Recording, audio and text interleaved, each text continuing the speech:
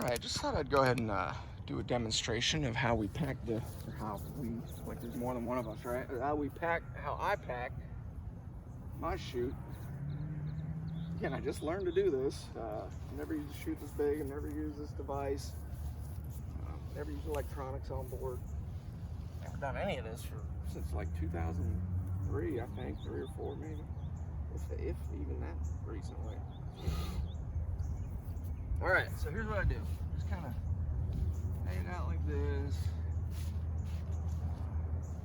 By the way, this isn't a way for me to say, hey, look what I can do. I'm demonstrating so that I can get feedback saying, oh man, don't do that, or hey, watch out for this, or hey, that looks good, sort of thing, so. I will say this though about the recovery components: the streamer, the leader, the swivels where they are, etc.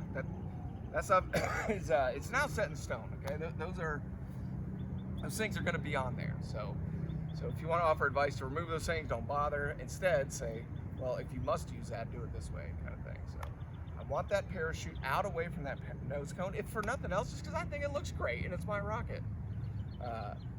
But I think when this thing springs free and that little bit of drag will drag that leader out, now I'm clear of everything, That's the way I look at it. And then the parachute's way above everything. Nothing can get up in it. And I just, I do like the looks of those shroud lines converging down to the shock cord onto the rocket. So that's it. So again, looking for feedback here, not kudos. So I basically just get it to about this point here.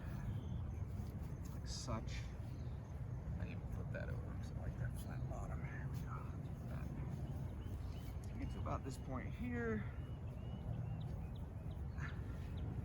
And we're going to bring in the shock cord, the shroud lines like such.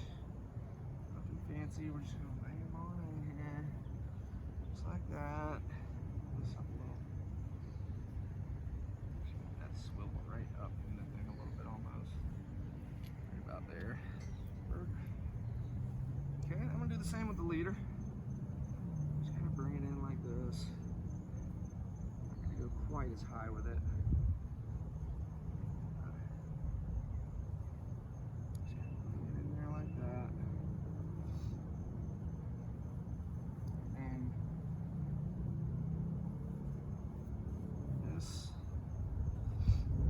is a little sloppier than usual because I don't have my desk and everything, but basically what you see here. Okay, so now everything's inside. Kind of fold it up now into this shape, and I noticed that if I do a Z fold but with 4 folds, it gives me a better amount of tension. So let's see if I can get that done here. 1, 2. I think I just went over the top of it like that. Yeah. So that's it right there. That's the parachute pack right there. Had very few issues. I've practiced this probably 15 times, never had a problem. So, of course, now I will because I'm on camera. I'm showing you guys.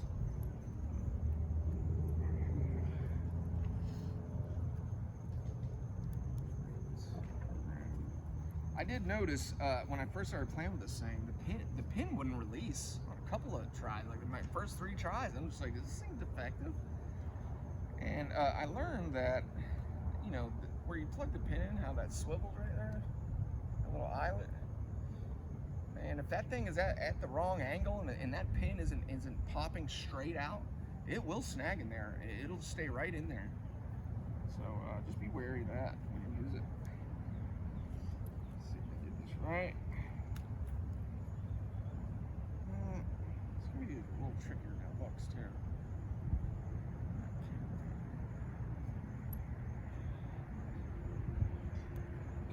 In, but it's angled.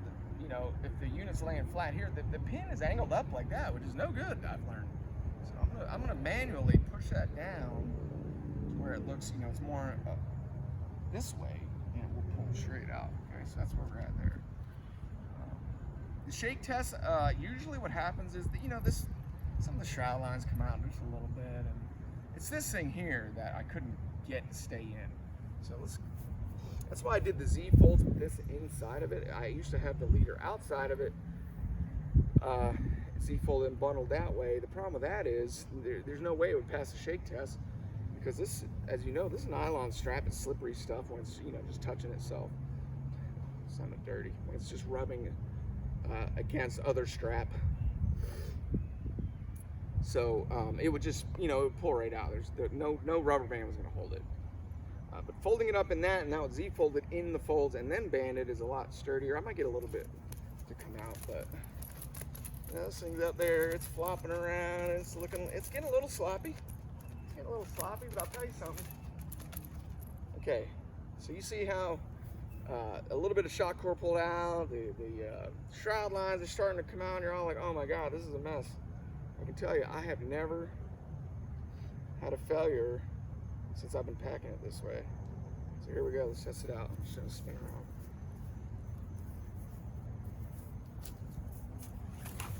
Every time. I mean, without hesitation, every time. I've never had it snag, never had it get caught up on anything. Whew, I have gotten dizzy, just like now, several times. But that's it. So pack that up, Jolly Logic, the bundle, snap it to that. That's already packed in there. Boom, good to go. Everything else can be packed at home, including the injection charge even. So, you know, not that much to do with the field except this and the motor. And using I-280 as disposables, there's very little prep.